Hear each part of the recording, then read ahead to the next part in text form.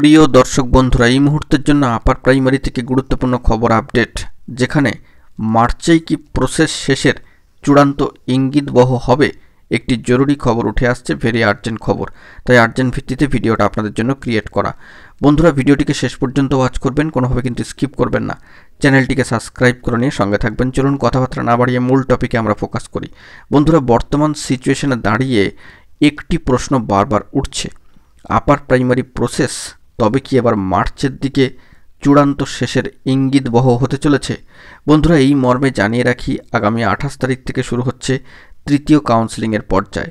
4 দিনের পর্যায়, মূলত 2 থেকে 3 দিন মনে করা হচ্ছিল, তবে সার্বিকভাবে 1543 প্রার্থীর জন্য কার্যত 4টি দিনের ফেজ কিন্তু রাখা হয়েছে, 28, 29, 30, 31। তারপরেই কিন্তু তৃতীয় ফেজ ক্লোজড, অর্থাৎ সমাপ্ত হয়ে যাবে। সেখান থেকে অনুপস্থিতি প্রত্যাখ্যানের সংখ্যাটাও বাড়বে, এমনও কিন্তু মনে করা হচ্ছে। তবে সব মিলিয়ে বলা যেতে পারে 1000 যে 79 অর্থাৎ 1079 প্রার্থী পড়ে রয়েছেন, তাদের ক্ষেত্রেও কিন্তু বাকি প্রার্থীদের ক্ষেত্রে ভালো সংবাদ উঠে আসবে। তো সেই মর্মে দাঁড়িয়ে পরবর্তী ধাপের কাউন্সেলিং প্রসিডিওরগুলো হয়তো শুরু করতে এবং সম্ভাব্য শেষ করতে বেশি দিন আর একটা সময় লাগবে না। তবে জানুয়ারি মাস যেহেতু এই প্রসিডিওর তৃতীয় কাউন্সেলিংকে কেন্দ্র করে এগিয়ে যাবে, তো সমগ্র ফেব্রুয়ারি মাসটা তো থাকছেই বাকি প্রার্থীদের ক্ষেত্রে।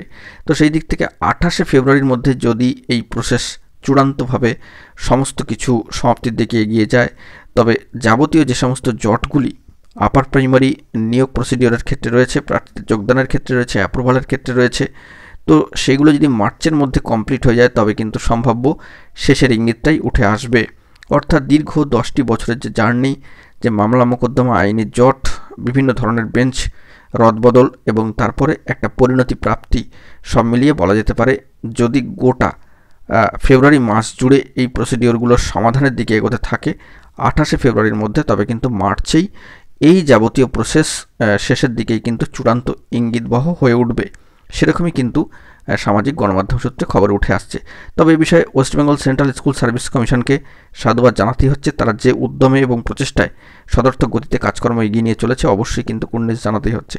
পাশাপাশি পশ্চিমবঙ্গ আপার প্রাইমারি চাকরিপ্রার্থী মঞ্চ এবং all Bengal upper primary teachers অ্যাসোসিয়েশনের সদস্য এবং মঞ্চের সামগ্রিক সহযোদ্ধাদের কিন্তু অবশ্যই ধন্যবাদ, কৃতজ্ঞতা জানাতেই হচ্ছে। তারা বারবার স্কুল সার্ভিস কমিশন সম্মানীয় চেয়ারম্যান সাহেবের সাথে যাবতীয় বিষয় নিয়ে আলোচনা, পর্যালোচনা, বৈঠক করেন।